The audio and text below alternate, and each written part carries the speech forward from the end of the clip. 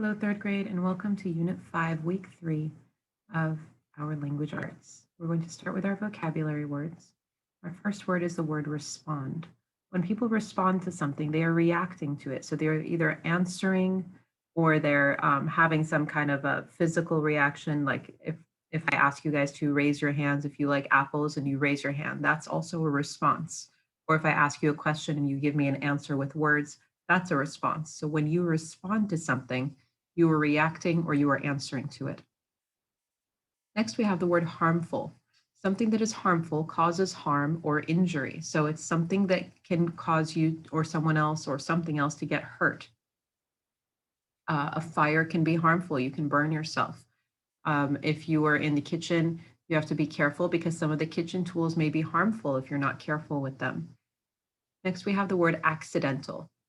Something that is accidental happens without being planned. It's an accident. So if you accidentally forgot to put away your books, it wasn't on purpose. It was something that wasn't planned that happened. Or if you were getting up out of your chair from your desk and you accidentally bumped the person behind you. So something that is accidental is a thing that happened without you meaning to have it happen. So campers sometimes start accidental fires. So sometimes when people go camping, they'll build a campfire and they will forget to put it out completely before they leave. And that could cause an accidental campfire, which is really not good. Next, we have the word purpose. So something that is done on purpose is done intentionally. That means you meant to do it. So it's the opposite of accidental. So anything that's on purpose is done by you were meaning to do it. So I made sure to write my name on every single page on purpose so that my teacher didn't take points off of my work. Or I planned a surprise party on purpose for my friend. Next, we have the word careless. Now, this has the suffix less in it, right? So someone who is careless is not paying attention. They're not caring about doing whatever it is they're doing the proper way. Our next word is the word equipment. Equipment are the tools that you need to do a job. So if you are an electrician, someone who works with electricity, some of your tools, some of your equipment could be drills and different kinds of wire that you need to use and different things that you need to replace anything that might be broken. If you are a construction worker, right, you help to build buildings. Some of your equipment may be a lot of different kinds of power tools and drills and saws to cut up different materials. Next, we have the word disasters. Disasters are sudden misfortunes that cause damage or destruction. So what does that mean? A disaster is something that happens suddenly that causes a lot of harm. So like a wildfire or a tornado or a tsunami. These are disasters. There's something that happened really suddenly and they tend to cause a lot of destruction in their path. And your last word is the word prevention. Prevention is stopping something before it happens. So when you talk about the prevention of wildfires, we're going to be talking about making sure that a fire is put out at a campsite before the campers leave. Or if you're talking about any kind of prevention for anything that may be harmful, the reason we have stop signs and traffic lights is for the prevention of accidents happening. So let's get into our spelling words. Now your spelling words are going to focus on closed syllables that follow the VC-CV pattern. So it'll be a vowel consonant, and then you separate, and then another consonant and another vowel. So a lot of these are talking either about double consonants where it's two of the same letter, or it's just two consonants back to back. So you have the words basket, rabbit, lesson, letter, invite, bedtime, mammal, number, fellow, chapter, follow, problem, chicken, butter, napkin, hoping, dances, dropped, suppose, and stubborn. So let's break these down into their word parts. Now remember, a syllable is a word part that has a vowel sound, and every single word has at least one syllable. If it's a longer word, it might have 2 or 3 or more syllables.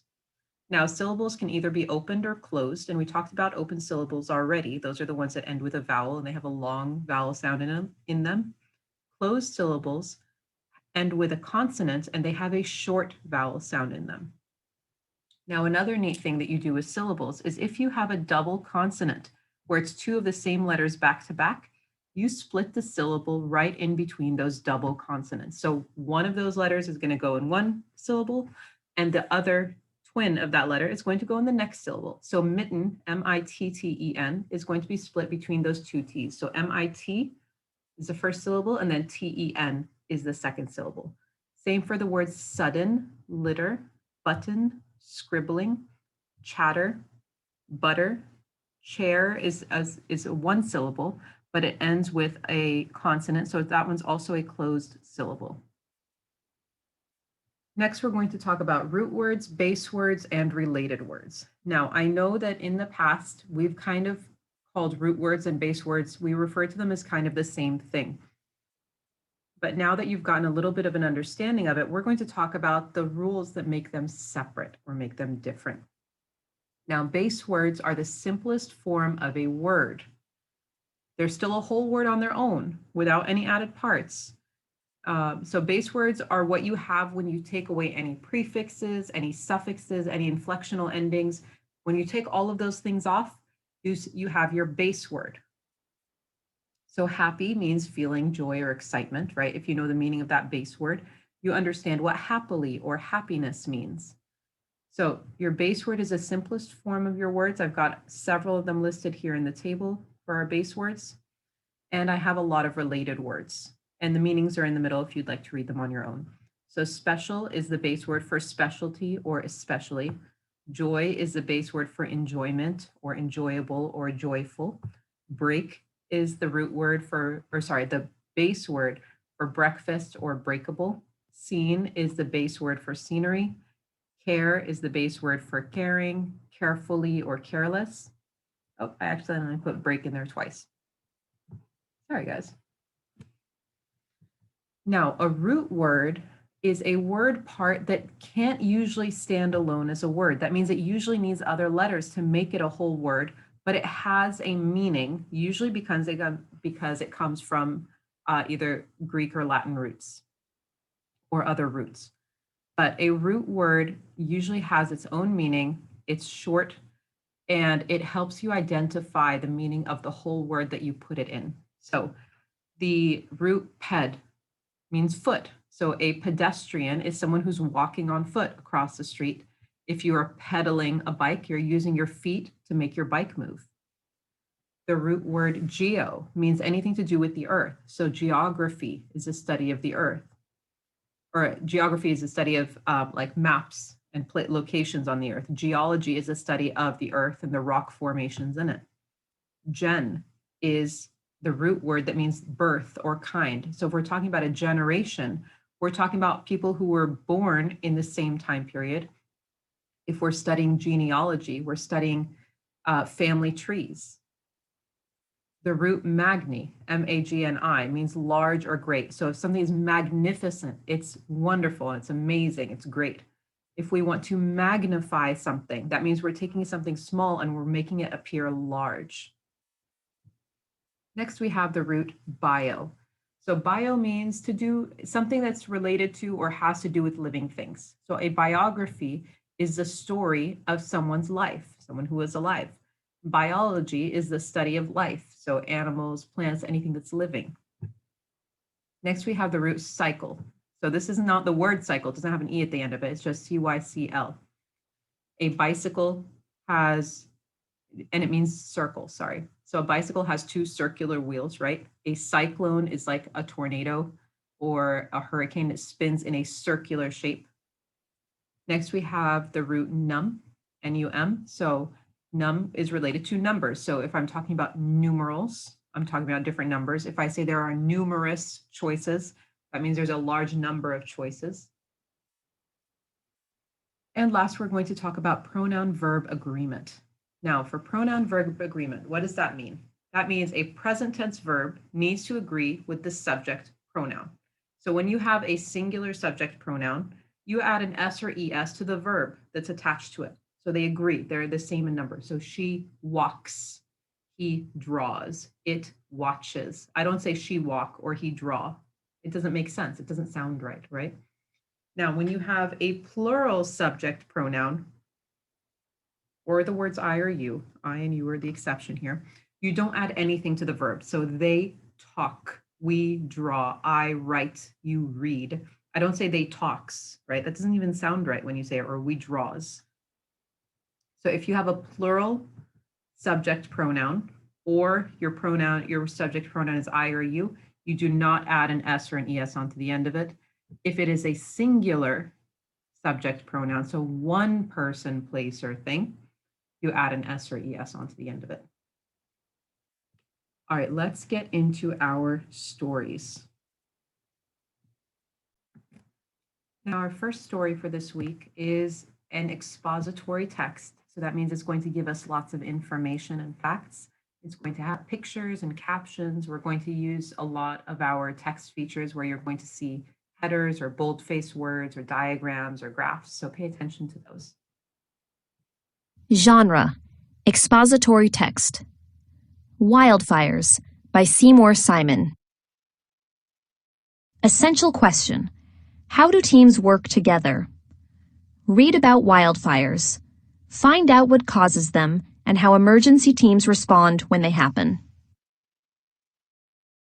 Wildfires are scary. Flames leap from one tree to another. Sometimes they move faster than a person can run. Wildfires can be disasters. They burn trees, destroy homes, and cost human lives. But wildfires are not all harmful. They can help as well as hurt. Burning old trees lets small young trees grow. Some trees, such as giant sequoias, need fires to release their seeds. Wildfires are not endings, but part of the cycle of the natural world.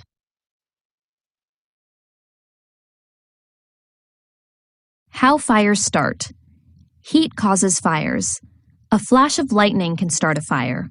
So can an accidental spark from a campfire. A leaf starts burning. The heat sets fire to more leaves. The flaming leaves set fire to a branch. Then the whole tree is on fire. The heat sets fire to a nearby tree without even touching it. A huge, raging wildfire can be set ablaze by a flame from a careless match. Fires also need fuel and oxygen to burn. Dry wood or dry grasses are the fuel of wildfires. Oxygen is an invisible gas in the air around us. Wet wood rarely burns because the water keeps oxygen from getting to the fire. That's why water is splashed on fires to put them out. Lightning strikes a mountain in a wilderness area in Colorado.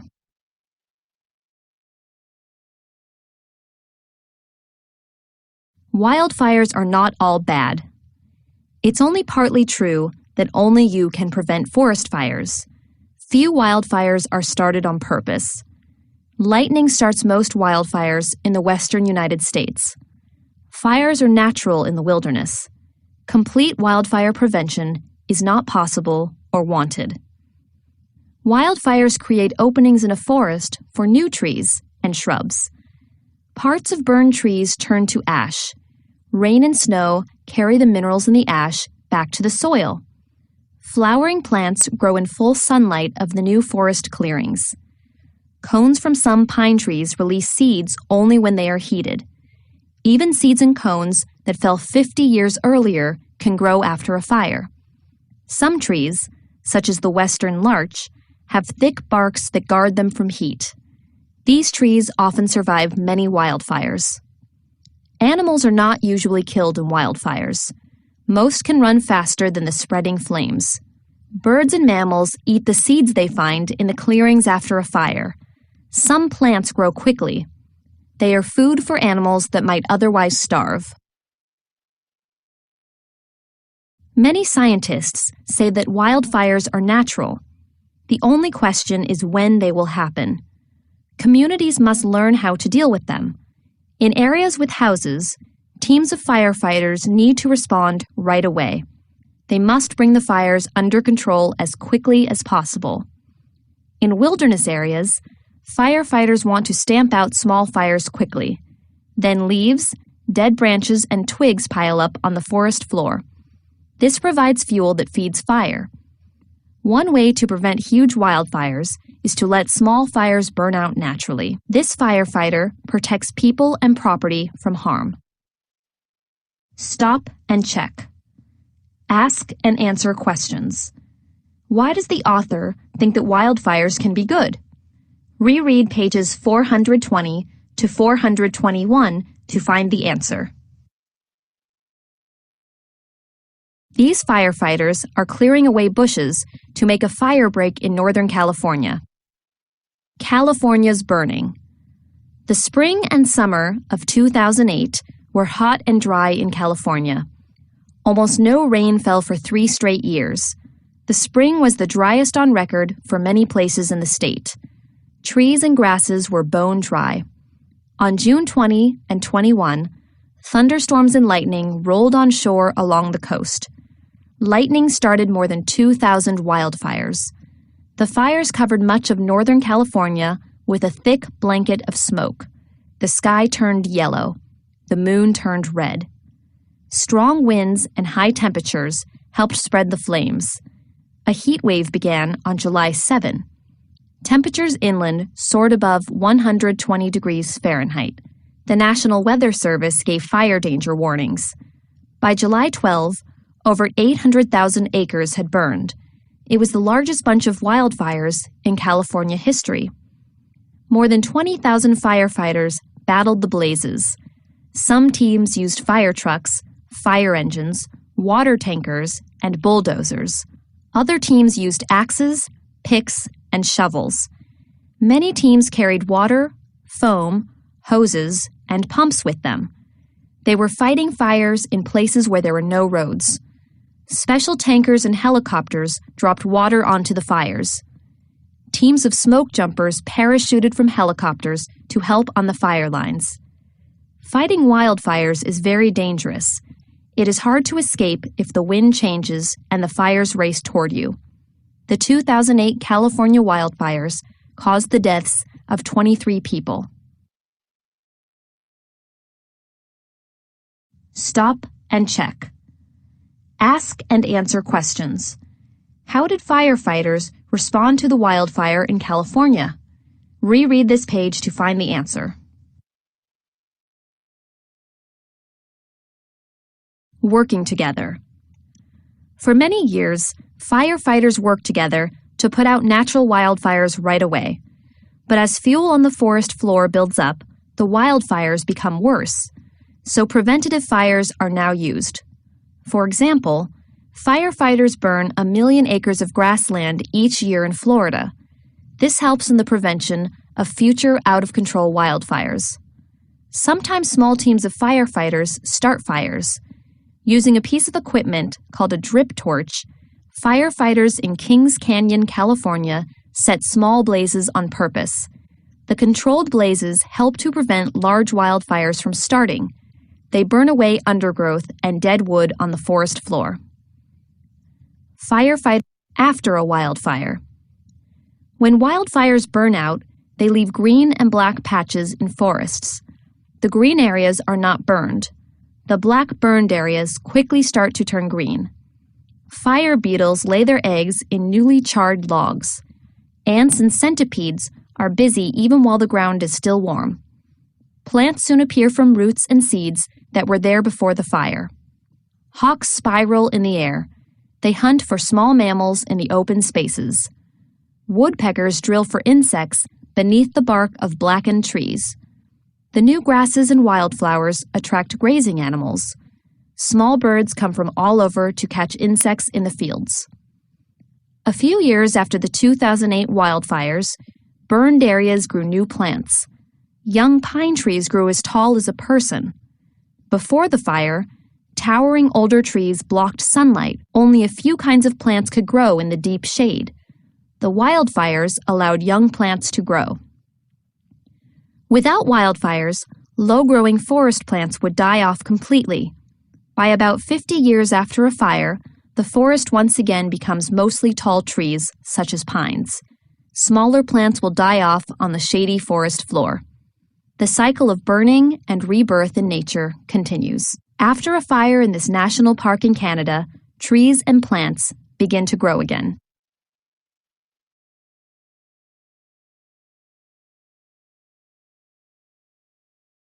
Forests are reborn. 10 years after a wildfire, a forest is still renewing itself. Burned tree trunks lose their blackened bark and turn a mossy, silvery gray.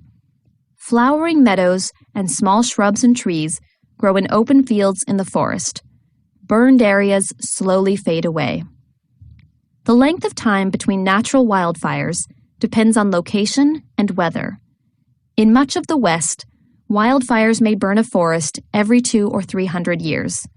However, in Florida's pine forests, wildfires occur every 7 to 10 years. In the cedar and spruce forests of Washington, 1,000 years can pass between wildfires. New trees and plants grow next to burned trees after a fire in Alberta, Canada. Questions still remain. We still have much to learn about managing wildfires. Which fires should we fight immediately? Which fires should we allow to burn naturally? Are there places in a forest where it is too dangerous to live? We have learned one thing. Wildfires are not all bad or all good. Fires are just a part of the endless cycle of nature. Stop and check. Summarize. What happens after a wildfire? Summarize what you learned in the section, Forests are Reborn.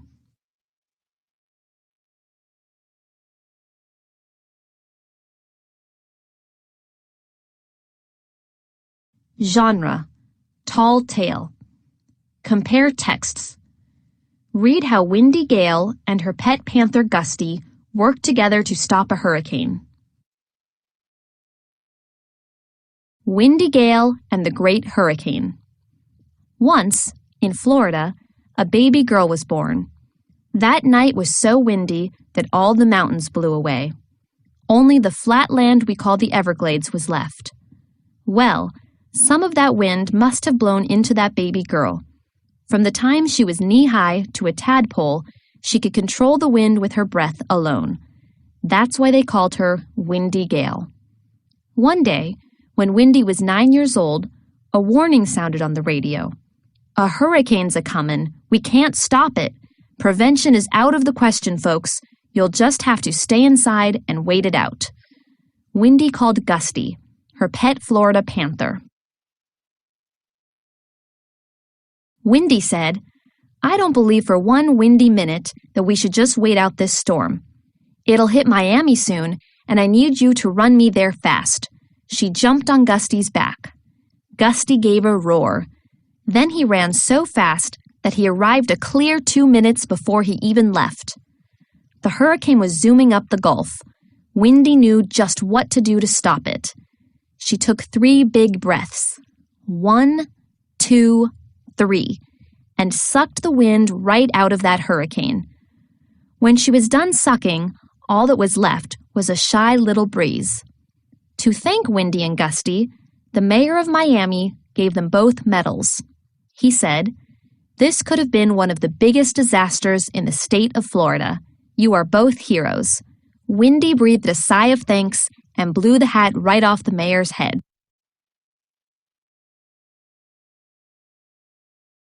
Make connections. Tell how Windy and her panther Gusty worked together to prevent the hurricane. How is this story like other stories about teamwork you have read? All right, that takes us to the end of our story in our literature anthology book. Let's take a look at our reading in our reading and writing workshop book. So this is another expository text. So remember, these are going to have headers, boldface words, pictures with captions because they're giving us information. Essential question. How do teams work together? Read how rescue dogs help in emergencies.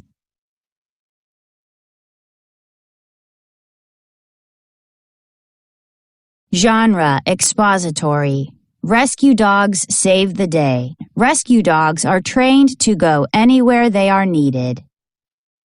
Rescue teams are there when we need them. They respond quickly to help people in trouble. They are brave heroes. But heroes aren't always people. Heroes can be dogs too. Rescue dogs are heroes. Rescue dogs are always ready to go to work. They team up with police, fire, and other rescue workers. They are good at finding people who are lost. They rescue families after earthquakes and other disasters. They work in all types of weather. And the best news is that rescue dogs can do their jobs with no special equipment. All they need is their excellent hearing and a good nose. Rescue dogs are smart and brave. They listen well to commands and do their jobs even when they are tired, thirsty, or hungry. They are friendly and get along well with their handlers, the people who work with them. They also must be obedient and do what they are told. Certain breeds of dogs are easier to train to work in dangerous rescue situations than others. The Border Collie is one breed of dog used during disasters and emergencies. Border Collies can work for a long time. They do not get tired easily, and that's important. But dogs need more than energy. They also need to follow commands, and that takes a lot of training.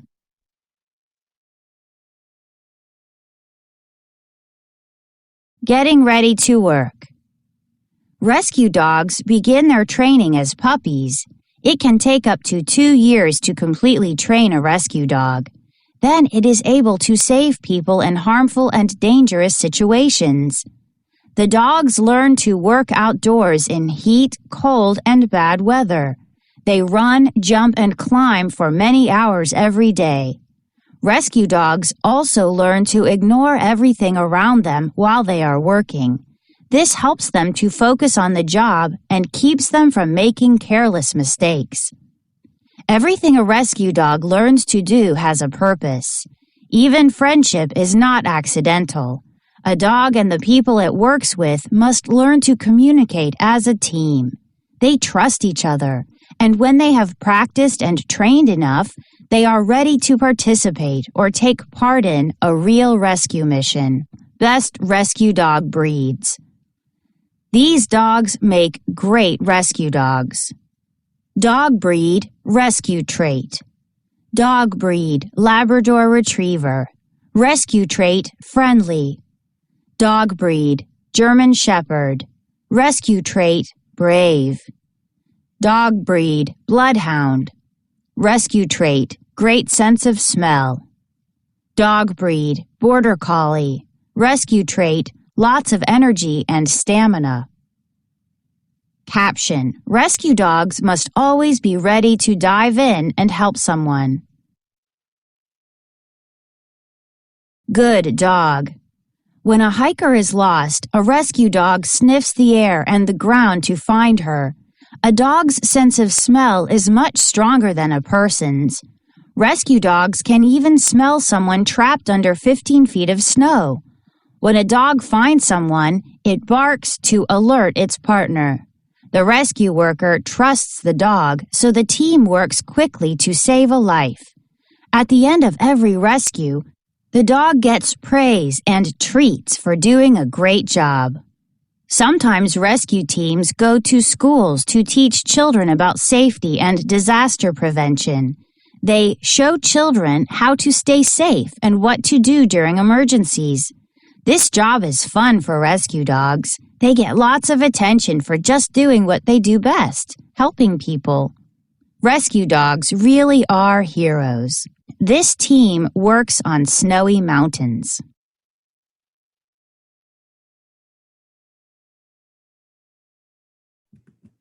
All right, that takes us to the end of our reading for this week. We're going to talk about our comprehension strategy and skill. Now, our comprehension strategy, this is one we've talked about before, about asking and answering questions. And we use this whenever we come across information that we don't understand fully or we want to know more about.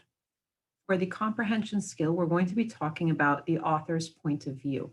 Now, point of view is talking about what the person who's speaking thinks or feels about a certain thing. So if we're looking at the author's point of view in a passage, we're trying to figure out what the author thinks and what the author feels about something. And you can usually tell by looking at the details and the words that the author is using, the way that they're describing things, it gives you a good idea of their thoughts or their feelings on that subject. Ask and answer questions. Stop and ask yourself questions as you read. Then reread to find details to support your answers. Find text evidence. Reread the section Rescue Dogs Are Heroes on page 363. Think of a question and then read to answer it.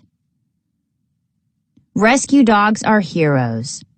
Rescue dogs are always ready to go to work. They team up with police, fire, and other rescue workers.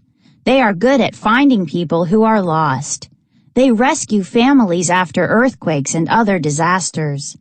They work in all types of weather. And the best news is that rescue dogs can do their jobs with no special equipment. All they need is their excellent hearing and a good nose. I have a question.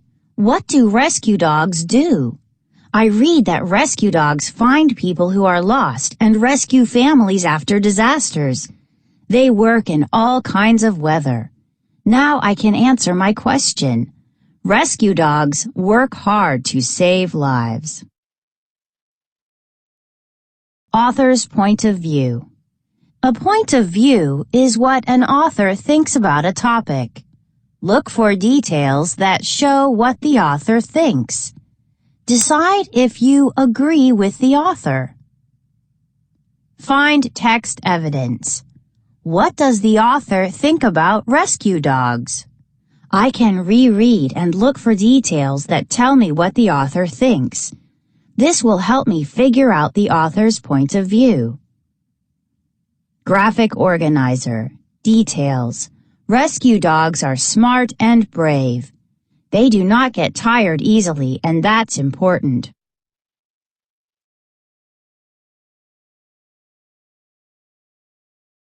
Expository text. Rescue Dogs Save the Day is an expository text. Expository text may explain a science topic, includes text features such as headings, photographs, captions, and a chart. Find text evidence. I can tell that Rescue Dogs Save the Day is an expository text. It gives facts and information about rescue dogs. It has photographs with captions. It also has headings and a chart. Text features. Headings. A heading tells what a section of text is about. Chart. A chart presents information about the topic in a way that is easy to read.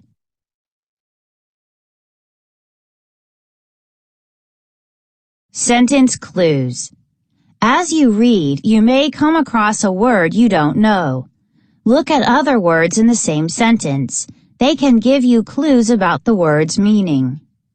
Find text evidence.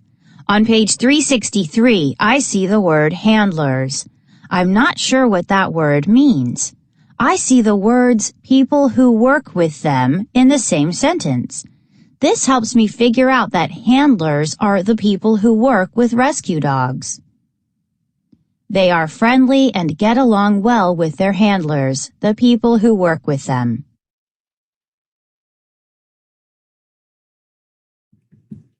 All right, that takes us to the end of our notes for this week. If you guys have any questions, definitely let me know. Otherwise, I hope you have an amazing day. Take care. Bye-bye.